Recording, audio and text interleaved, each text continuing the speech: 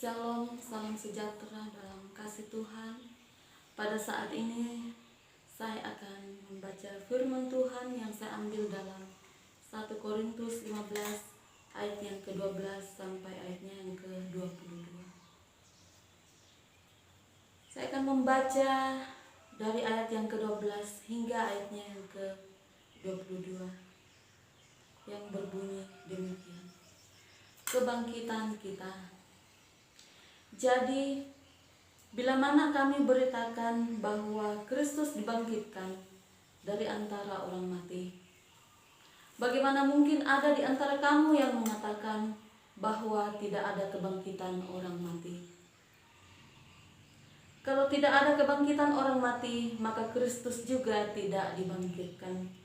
Tetapi andai kata Kristus tidak dibangkitkan, maka sia-sialah pemberitaan kami, dan sia-sia juga kepercayaan kamu. Lebih daripada itu, kami ternyata berdusta terhadap Allah, karena tentang Dia kami katakan bahwa Ia telah membangkitkan Kristus. Padahal Ia tidak membangkitkannya. Kalau andai kata benar bahwa orang mati tidak dibangkitkan. Sebab jika benar orang mati tidak dibangkitkan, maka Kristus juga tidak dibangkitkan. Dan jika Kristus tidak dibangkitkan, maka sia-sialah kepercayaan kamu, dan kamu masih hidup dalam dosamu. Demikianlah binasa orang-orang mati, orang-orang yang mati dalam Kristus. Jikalau kita hanya dalam hidup ini saja menaruh pengharapan pada Kristus, maka kita adalah orang-orang yang paling malang dari segala manusia. Tetapi yang benar ialah bahwa Kristus telah dibangkitkan dari antara orang mati sebagai yang sulung dari orang-orang yang telah meninggal. Sebab sama seperti maut datang karena satu orang manusia, demikian juga kebangkitan orang mati yang karena satu orang manusia. Ayat yang ke-22. Karena sama seperti semua orang mati dalam persekutuan dengan Adam, demikian pula semua orang akan dihidupkan kembali dengan persekutuan dengan Kristus. Puji nama Tuhan. Firman Tuhan yang begitu indah datang dalam kehidupan kita, yang saya ambil dalam 1 Korintus 15 ayat yang ke-12 sampai ayatnya yang ke-22. Firman Tuhan berbunyi demikian, yaitu dengan perikop di atas, yaitu kebangkitan kita. Kebangkitan kita di dalam Kristus. Saya beri judul dengan pokok bahasan, yaitu sebab Dia hidup ada hari esok. Allah sangat mengasihi manusia. Allah telah mengaruniakan anaknya, yaitu Tuhan kita Yesus Kristus. Tujuan khusus dalam perenungan firman Tuhan yang saya bawakan pada saat ini yaitu satu, lewat kematian dan kebangkitan Tuhan Yesus dapat mengubah kutuk menjadi berkat. Kehadiran Tuhan Yesus ke dunia mendatangkan mujizat secara rohani maupun jasmani. Dan tujuan khusus yang ketiga di dalam firman Tuhan yang saya bacakan pada saat ini atau dalam perenungan firman Tuhan ialah kedatangan Tuhan Yesus adalah penggenapan Mesias datang menyelamatkan manusia dari dosa dan tidak mendapatkan hukuman yang kekal. Ciri utama keilahian Kristus adalah bahwa Ia menanggung segala dosa kita sampai kematiannya dan bangkit untuk memberitakan keselamatan kepada kita. Tidak ada ilah atau dewa lain di atas muka bumi ini yang seperti Tuhan Yesus. Kebangkitannya dari kematian menjadi titik sentral iman dan pengharapan milik kita yang ada. Iman dan pengharapan miliaran orang Kristen sepanjang masa akan satu kehidupan yang lebih baik dan berarti, baik itu kedekatan maupun di dunia saat ini. Dalam kehidupan kita, terkadang kita melupakan Kristus. Namun baiklah kita sebagai orang percaya, kita senantiasa menaruh pengharapan kita kepada Tuhan Yesus. Karena di dalam Tuhan Yesus ada kebangkitan kita. Di dalam Tuhan Yesus ada masa depan, bahkan ada hari yang penuh dengan harapan. Kita sering merayakan Paskah, tetapi marilah kita dalami sekali lagi makna Paskah bagi hidup kita. Sehingga setiap kali merayakannya, kita lebih lagi mensyukuri kehidupan yang Tuhan Yesus anugerahkan kepada kita melalui kebangkitannya. Fakta kematian dan kebangkitan Kristus merupakan fondasi iman Kristen. Kristus mati di salib untuk menebus manusia yang berdosa, yang tanpa pengharapan dan tidak dapat menyelamatkan dirinya dari murka Allah. Kristus bangkit menunjukkan bahwa Ia adalah Allah yang sejati. Kristus bangkit menjadi dasar dari jaminan atas kebangkitan tubuh orang percaya di akhir zaman. Hal inilah yang ditegaskan oleh Rasul Paulus ketika ia berkata, "Dan jika Kristus tidak dibangkitkan, maka sia-sialah kepercayaan kamu, dan kamu masih hidup di dalam dosamu." Dalam 1 Korintus 15 ayat 12 berkata, "Jadi bila mana kami memberitakan bahwa Kristus dibangkitkan dari antara orang mati, bagaimana mungkin ada di antara kamu yang mengatakan bahwa tidak ada kebangkitan orang mati?" Puji Tuhan, firman Tuhan yang indah yang setiap hari boleh datang di hadapan kita atau di dalam kehidupan kita pribadi, setiap orang yang senantiasa menaruh pengharapan kepada Kristus. Jika Kristus hanya mati saja dan tidak pernah bangkit lagi, maka sesungguhnya kita sebagai orang Kristen adalah orang yang paling malang karena telah mempercayai seorang manusia biasa yang mati tersalib. Suatu cara kematian yang hina dan terkutuk. Sia-sialah kepercayaan kita. Bukan hanya sia-sia, tetapi yang paling mengerikan ialah kita akan terus hidup berkubang dalam dosa selama-lamanya. Tidak ada jaminan pengampunan dosa. Kita hanya akan menerima murka Allah. Bukankah ini mengerikan? Siapa yang bisa meloloskan diri dari murka Allah?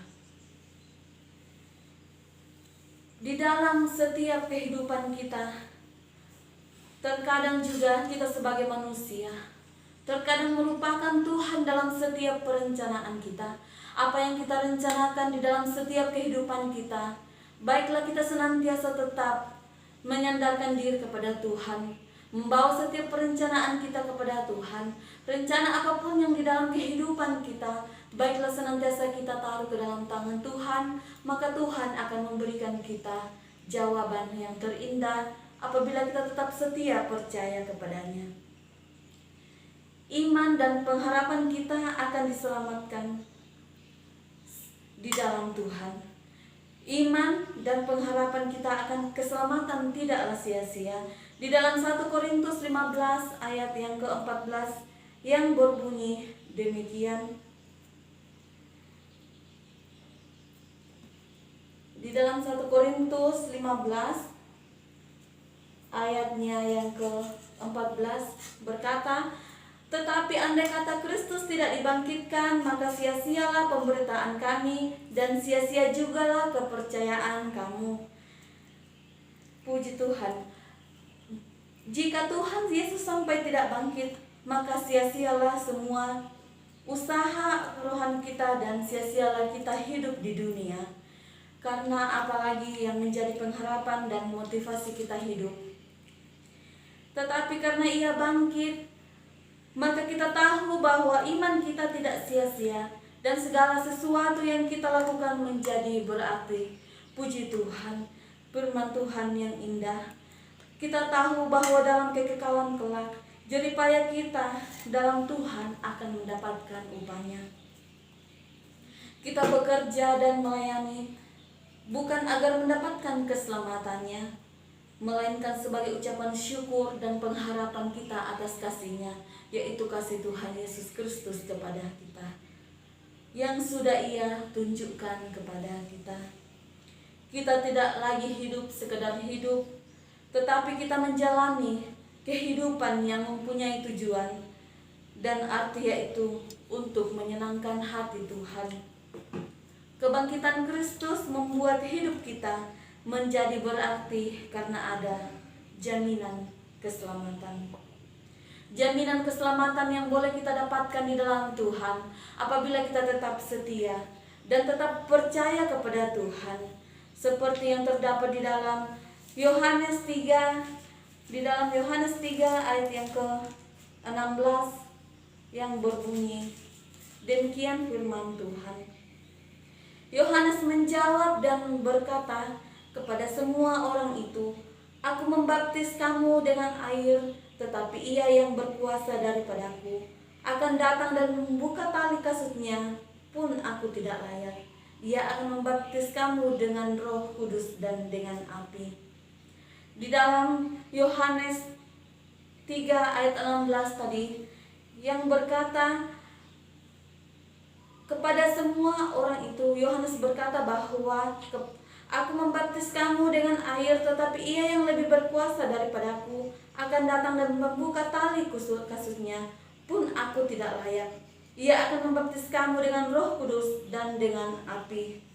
Di dalam kehidupan kita, di dalam setiap langkah kehidupan kita, senantiasa ada janji keselamatan atau jaminan keselamatan apabila kita tetap setia dan percaya kepada Tuhan. Dan juga kebangkitan Kristus membuat hidup kita menjadi berarti karena ada jaminan kemenangan. Jaminan kemenangan itu boleh kita dapatkan di dalam Tuhan sesuai dengan firman Tuhan yang terdapat dalam 1 Korintus 15 ayat yang ke-55 yang berkata demikian, "Hai maut, di manakah kemenanganmu? Hai maut, di manakah sengatmu? Semangat maut ialah dosa, dan kuasa dosa ialah hukum Taurat." Dan ayatnya yang ke-57 berkata, "Tetapi syukur kepada Allah yang telah memberikan kepada kita kemenangan oleh Yesus Kristus Tuhan Yesus." Puji Tuhan, jaminan kemenangan yang boleh kita dapatkan di dalam Tuhan karena upah maut ialah dosa. Dan Tuhan menginginkan agar kita setiap anaknya yang percaya tetap lebih lagi sungguh dan bertekun di dalam Tuhan, di dalam mengiring akan Tuhan. Dan juga kebangkitan Kristus membuat hidup kita menjadi berarti karena ada jaminan kebangkitan dan kelimpahan. Di dalam Yohanes 10 ayat yang ke-10 yaitu terdapat jaminan keselamatan. Di dalam Yohanes 10 ayat yang ke-10 berkata, "Pencuri datang hanya untuk mencuri dan membunuh dan membinasakan. Aku datang supaya mereka mempunyai hidup dan mempunyainya dalam segala kelimpahan." Puji Tuhan, saudara yang kasih dalam Tuhan. Di dalam Yohanes 10 ayat yang ke-10 ini jelas berkata, firman Tuhan datang dalam kehidupan kita bahwa pencuri datang hanya untuk mencuri dan membunuh dan membinasakan. Tetapi Tuhan Yesus di sini diartikan akan datang supaya mereka mempunyai hidup dan mempunyainya dalam segala kelimpahan. Di dalam kehidupan kita bahwa kebangkitan Kristus membuat hidup kita menjadi berarti karena ada jaminan keselamatan, jaminan kemenangan, dan jaminan kebahagiaan. Tidak ada yang dapat memberikan semua jaminan tersebut kecuali di dalam Tuhan Yesus Kristus. Semua itu dimenteraikan oleh kebangkitannya. Itulah sebabnya kita dapat menjalani hidup dengan tetap tenang di tengah tantangan hidup ini, atau di dalam kehidupan kita selagi kita masih ada di muka bumi ini. Dan tetap bersuka cita karena kita memiliki jaminan hidup yang pasti yang Tuhan meteraikan dengan kebangkitannya. Jalanilah hidup ini, atau marilah kita menjalani kehidupan kita ini bukan dengan pesimistis, tetapi dengan penuh semangat dan bersuka cita karena jaminan-jaminan yang Tuhan berikan. Haleluya. Yang kedua, dalam pencurahan Roh Kudus terjadi dan Allah bersemayam di dalam kita. Jika Tuhan Yesus tidak bangkit dari kematian, maka ia juga tidak akan naik ke surga. Artinya, Roh Kudus tidak dicurahkan, tetapi karena Tuhan Yesus bangkit, maka Roh Kudus dicurahkan kepada kita. Tanpa Paskah tidak ada Pentakosta. Namun karena Paskah, maka Pentakosta pun turut terjadi. Ini adalah hal yang luar biasa, karena sebelum kebangkitan Kristus atau di dalam masa era perjanjian lama, Roh Kudus hanya dicurahkan pada orang-orang tertentu saja. Di zaman perjanjian baru, termasuk kita saat ini, Roh Kudus tercurah bagi orang yang percaya, atau Roh Kudus hidup di dalam kita, meneguhkan jaminan Allah, yaitu jaminan penebusannya, dan bahwa kita adalah miliknya atau milik Tuhan, memberikan kuasa dan otoritas untuk menjadi saksi dan hambanya. Tuhan bersemayam dalam hidup kita, firman Allah menjadi hidup dan bergerak dinamis di dalam hidup kita.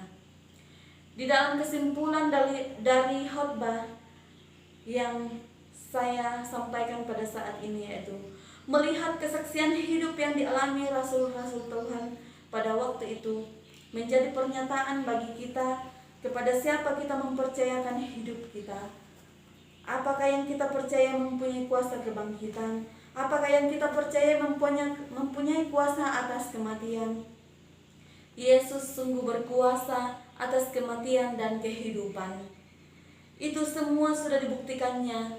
Dan jika ada teman kita yang belum mempercayai Yesus dengan sungguh-sungguh, apa yang akan kita lakukan sebagai orang yang memang sudah percaya?